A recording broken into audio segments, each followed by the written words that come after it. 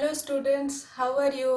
After a long time इस pandemic situation में आप लोग जैसा कि घर बैठे हुए हैं, तो मैंने सोचा कि आप लोग की स्टडी कोई प्रॉब्लमेटिक ना हो, तो इसलिए मैंने सोचा कि आपके स्टडी मटेरियल्स पर कुछ नोट्स बना दूं और वीडियो बना दूं जो कि आपके लिए काफ़ी हेल्पफुल हो।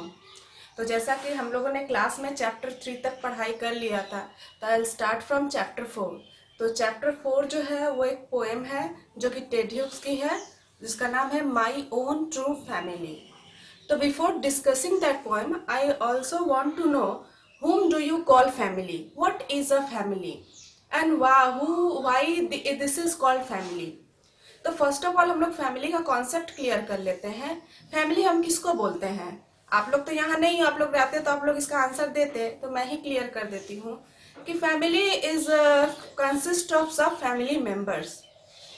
फैमिली में कुछ फैमिली मेंबर्स होते हैं, those help you, those love you, they care for you without having any kind of selfishness. अपने बारे में बिना सोचे फैमिली के मेंबर्स एक दूसरे के लिए हमेशा मदद के लिए आगे आते हैं, बढ़ते हैं। आप अपने घर में देखिए, आपके mummy papa, your parents are doing everything for you, you are also doing many things for them. So I think कि family is that kind of part. अच्छा, अब ये बताइए कि whom do you can include if you want, then whom can you include in your family members? आप किनको include कर सकते हैं? Any other whom do you love or who is caring for you? Either it is human being, either it is animal, or trees are also our best friends and they can also be included as our family members. So the present poem is also based on this theme. तो पहले poem पढ़ने से पहले मैं Ted ह्यूक्स के बारे में, जो कि बुक में थोड़ा सा दिया हुआ है, we should let know about this. तो एडवर्ड जेम्स एडवर्ड जेम्स जो कि टेड ह्यूक्स के नाम से फेमस है, इनका जन्म he was born in 1930 and he was died on 1998। was a noted English poet, काफी फेमस इंग्लिश पोएट थे, and had been the poet laureate of Great Britain from 1984 till his death. That means कि Britain में great poet laureate की एक उपाधि होती है जो अच्छे राइटर्स को मिलती है। तो ये भी एक अच्छे राइटर्स में गिने जाते थे और इनको भी पोएट लॉरेट की उपाधि दी गई थी। कब से? 1984 से 1998 तक, क्योंकि लिखा है कि till his death, so he died in 1998। तो वी कैन से दैट कि from 1984 to 1998 he became the poet laureate of Great Britain. His famous works include Birthday Letters, The Hawk in the Rain and Tales from Ovid. तो इनके कुछ famous poem है, रचनाएं हैं जो कि इनको काफी मोस्ट फेमस राइटर बनाती हैं। Now coming to the poem My Own True Family, it discusses, the poem describes the magical experience of a young child in an oak wood. तो पोएम में क्या बता रहा है कि डिस्क्राइब कर रहा है, मीन्स इसको ये काफी अच्छे से बता रहा है, the magical experience of a young child. एक छोटा सा बच्चा के साथ कोई मैजिकल एक्सपीरियंस हुआ है, कोई जादुई अनुभव हुआ है, अनुभूति हुई है, in an oak wood. Oak wood के, ओक के पेड़ों के, जहाँ पे काफी ज्यादा ओक के पेड़ उगे हुए थे, दैट इज वो जंगल की तरह था, तो वहां पर उसका कोई एक जादुई अनुभूति फील किया है ए यंग चाइल्ड, एक छोटा सा बच्चा, and indicates that human beings and trees should thrive as a single family. और ये पोएम बता रहा है, इंडिकेट कर रहा है कि that human beings and trees, मनुष्य एंड ट्रीज, पेड़ पौधे भी, should thrive as a single family, उनको थ्राइव मतलब पलना पोसना बढ़ना चाहिए।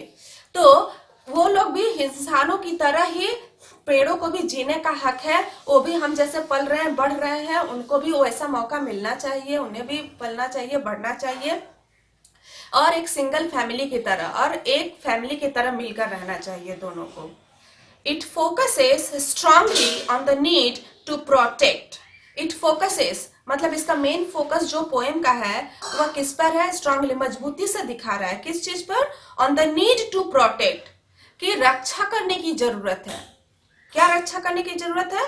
आवर नेचुरल एनवायरनमेंट, हमारा जो प्राकृतिक वातावरण है, that is the natural environment, for the welfare of Mankind, इंसानों की भलाई के लिए हमें अपने नेचुरल इन्वायरमेंट को प्रोटेक्ट करने की जरूरत है, जो कहीं ना कहीं हम ही उसको नष्ट कर रहे हैं. So this poem focuses on the theme of protection of natural environment, either in the case of trees or any wild animals or pet animals, anyone. So now moving on to the poem, now we'll start. Once I crept in an oak wood. Once I crept. I, who is I here? I कौन है? I is the speaker and or you can say that young child, जिसके बारे में कि हम लोगों ने थोड़ा सा पहले पढ़ा कि here the speaker or the young child once crept in an oak wood. एक जंगल में वह घूमते घूमते चला गया. किसका जंगल था? ओक के पेड़ों वाला जंगल था. I was looking for a stag. तो वो जो स्पीकर है, that I is the speaker और द यंग चाइल्ड, क्या कह रहा है? Looking for a stag. वह खोज रहा था. Stag means yes male deer. Deer के जो कैटेगरी में जो मेल जेंडर होते हैं तो दे आर कॉल्ड स्टैग. तो वो उस स्टैग के पीछे सर्च कर रहा था, घूम रहा था, उसके पीछे चेस कर रहा था और घूमते घूमते वह जंगल में पहुंच गया. अच्छा, now tell me, if stag is a male deer then what can we call the female deer? हाँ, doe or hind. DOE, doe or hind. I don't have the blackboard with me so that I can help you. तो mail dear की खोज में वो गया था वहां पर. I met an old woman there. और वहां पर whom did he meet? An old woman. एक बूढ़ी सी औरत से वह उससे मिला. All nobly stick and rag. All nobly stick and rag, जो पूरी तरह से सूखी हुई थी, मतलब उसके शरीर की चमड़ी जो है पूरी सूखी हुई थी और बहुत ही बुरी अवस्था में थी. मतलब कमजोर सूखा हुआ शरीर एक जो होता है, बिल्कुल वो ओल्ड वुमेन जो थी बिल्कुल वैसी ही दिख रही थी. हालांकि बुढ़ापे में ऐसा बॉडी हो जाता है, तो फिर भी वहां पे इसको अच्छे से डिस्क्राइब कर दिया है कि उसका शरीर ऐसा हो गया था. She said, I have your secret here inside my little bag. Little bag, that means कि उस ओल्ड वुमेन के पास एक बैग था और वह ओल्ड वुमेन जो है उस यंग बॉय को बोल रही है कि I have your secret here. मैं जानती हूं तुम्हारा सीक्रेट. मैं तुम जो सीक्रेट जो खोज रहे हो, मैं उसके बारे में तुम्हें कुछ बता सकती हूँ, सो दैट कि you will get what you want. यह उस ओल्ड वुमेन ने उससे कहा. किससे कहा? That young boy. Then she began to cackle and I began to quake. और तब वह जोर से हंसी. एक ऐसी हंसी जो कि आदमी को डरावना लगे. और वो हंसने के बाद उसने अपने बैग को घुमाना शुरू किया. ऐसे घुमा रही थी जैसे कोई मैजिकल इफेक्ट आ रहा है, मतलब कुछ जादू कर रही है. And then suddenly she opened up her little bag and I came twice awake. She opened up her little bag. उसने अपना छोटा सा बैग खोला. किसने? दैट ओल्ड वुमेन ने. और बैग खोलने के बाद आई केम ट्वाइस अवेक.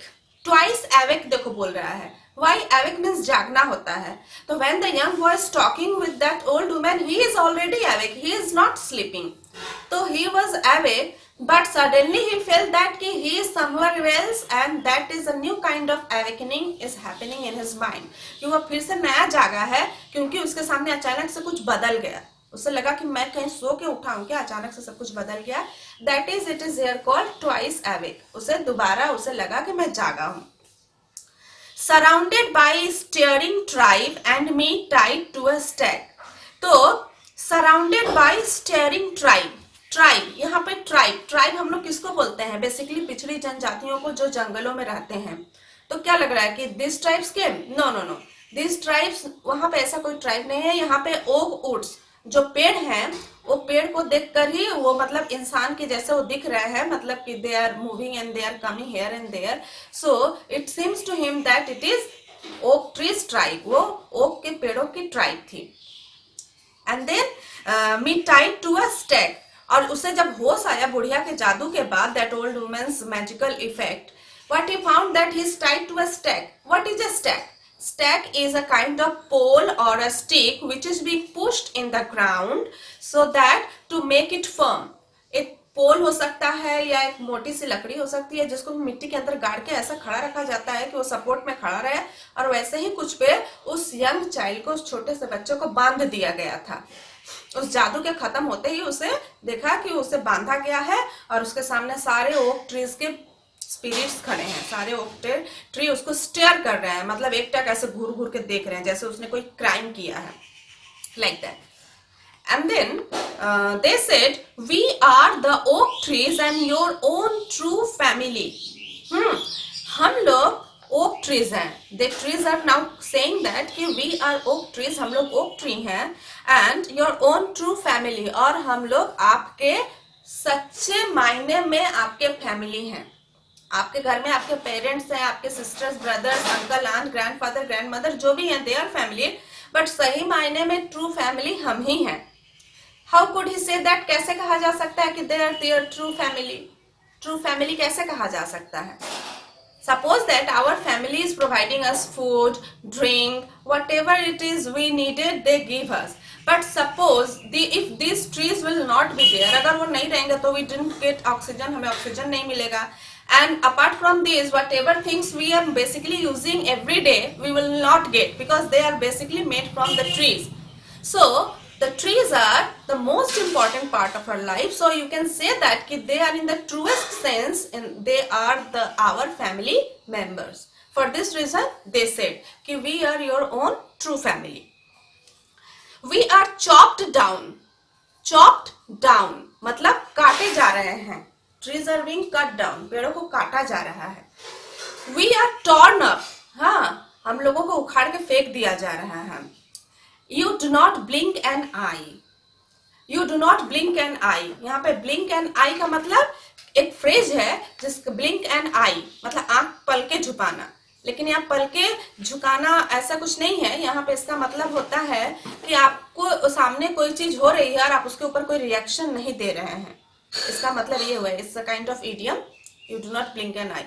तो कुछ हो रहा है, कुछ बुरा हो रहा है, कुछ खराब हो रहा है, and you are not giving any reaction. तो पेड़ उससे वही बोल रहे हैं कि पेड़ काटे जा रहे हैं, उखाड़ के फेंक दिए जा रहे हैं, and you do not blink an eye, और आप लोग कोई रिएक्शन ही नहीं दे रहे हैं।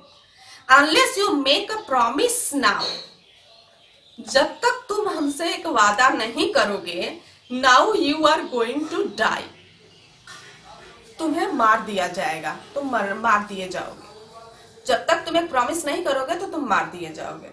What is that promise? Why they are going to kill him? Whenever you see an oak tree felled, जब भी आप देखो कि कोई भी एक ओक ट्री को काटा जा रहा है, felled means cut down, then swear.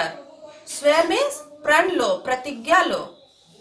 Now you will plant two, कि तुम 2 पेड़ लगाओगे उसकी जगह। जब भी तुम देखोगे कि एक पेड़ कट रहा है तो उस टाइम तुम 2 पेड़ लगाने की एक प्रतिज्ञा करो।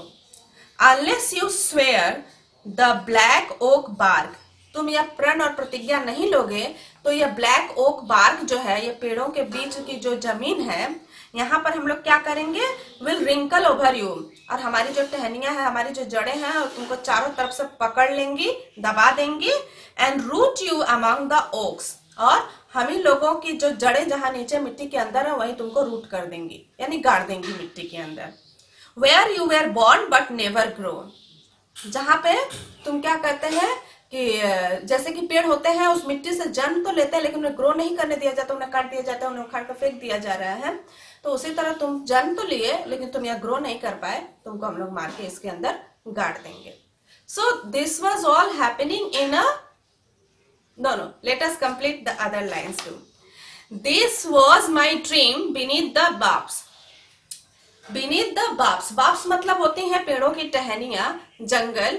तो now what is this कि this was all in the dream, that's what I wanted to say। ये कहाँ हो रहा है, ये सब सपने में हो रहा है, that is not the reality but it was the dream of the speaker, that he was dreaming that he went to the forest and he came to an old woman, that old woman did some magic, and then suddenly he found tied to a stake, and then those oak trees are blaming him for he is not showing any reaction, for being trees are cut down. So such is the situation, and this is all happening in the dream of the speaker. The dream that altered me, but एक सपना ही रहकर नहीं रह गया. After that dream the speaker got altered, means fully changed. एकदम जो होता है ना कि एक चीज से एकदम नया बन जाना, बिल्कुल उसी तरह से चेंजेस आया स्पीकर में. When I came out of the oak wood, और मैं जब ओक वुड से बाहर निकला, back to the human company, और मैं अपने लोगों के बीच जब सपने में से बाहर आया, my walk was the walk of a human child. मेरे सारे विचार बिहेवियर तो इंसानों की तरह थे. By but my hurt was the tree, लेकिन मेरे हृदय में पेड़ों के लिए चाहत हो गई थी. पेड़ों को बचाने का एक मिशन मेरे अंदर तैयार हो गया था. So that was all in this poem. अब इस पोएम से रिलेटेड आप लोगों को कोई भी क्वेरीज हो, कोई भी प्रॉब्लम हो, कुछ भी जो नहीं समझ में आया हो, you can ask me in that WhatsApp group where I have created. And और भी कुछ भी डाउट्स हो तो आप मुझे वहाँ पूछ लीजिएगा. मैंने इसलिए ये बनाया ताकि आप लोगों को ज़्यादा बेहतर तरीके से इस पोएम को समझा सकूँ. Thank you.